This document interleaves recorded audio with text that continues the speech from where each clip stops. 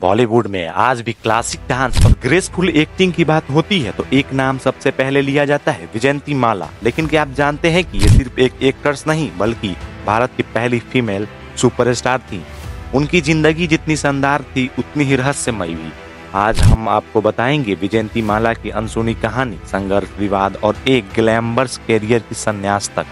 विजयंती माला का जन्म 13 अगस्त 1933 को चेन्नई, भारत में हुआ था। उनका परिवार तमिलनाडु के एक प्रतिष्ठित ब्राह्मण परिवार से था।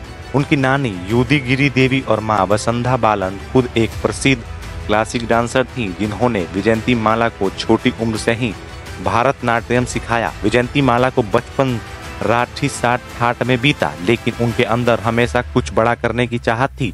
महज 13 साल की उम्र में उन्होंने एक तमिल फिल्म वजकाई में काम किया, जिससे उनका फिल्मी सफर शुरू हुआ। 1951 में जब विजयंती माला सिर्फ 18 साल की थी तब उन्हें बॉलीवुड में पहला ब्रेक मिला बाहर से। इसके बाद उन्होंने खूबसूरती, डांसिंग, रिकल्स और दमदार अभिनय ने उन्हें हिंदी सिनेमा का सबसे बड़ा नाम बना दिया। दिलीप कुमार के साथ जोड़ी हिट हुई। पहली बार बॉलीवुड में पूर्व जन्म की कहानी दिखाई गई। चंद्रमुखी के किरदार ने सबका दिल जीत लिया। जबरदस्त अभिनय के लिए तारीफें मिली। राज कपूर के साथ उनकी सबसे बड़ी फिल्म। विजयंती माला सिर्फ एक एक्ट्रेस नहीं बल्कि एक ट्रेंडसेटर थी।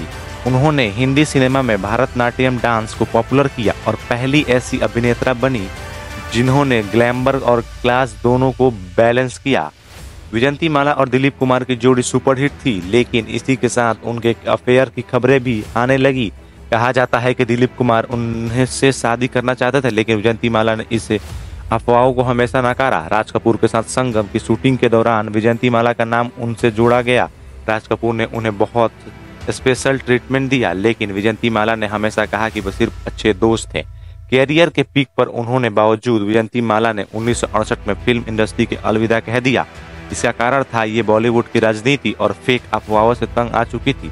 बॉलीवुड छोड़ने के बाद विजयंती माला ने डॉक्टर चमनलाल वाली से शादी की, जो चेन्नई के एक मशहूर डॉक्टर थे। शादी के बाद उन्हें पूरी तरह से फैमिली लाइफ में बिजी हो गई और फिल्मों से दूर हो गई। उनका एक बेटा है जिनका नाम भारत बाली है।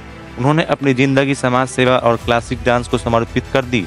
वो एक ट्रेंड भारतनाट्यम डांसर थी और आज भी इस कला को बढ़ावा देती हैं।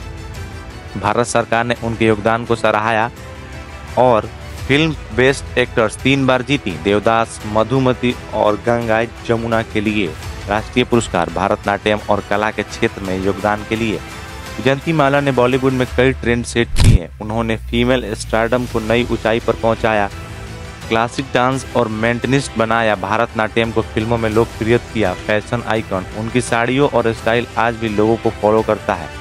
विजयंती माला सिर्फ एक अभिनेत्री नहीं बल्कि एक प्रेरणा थी। उन्होंने न सिर्फ बॉलीवुड में अपनी छाप छोड़ी बल्कि अपनी कला और आत्मसम्मान को हमेशा ऊपर रखा। अगर आपको ये कहानी पसंद आई तो लाइक और शेयर करें और कमेंट में बताएं आपको विजयंती माला की कौन सी फिल्म सबसे ज़्यादा पसंद है।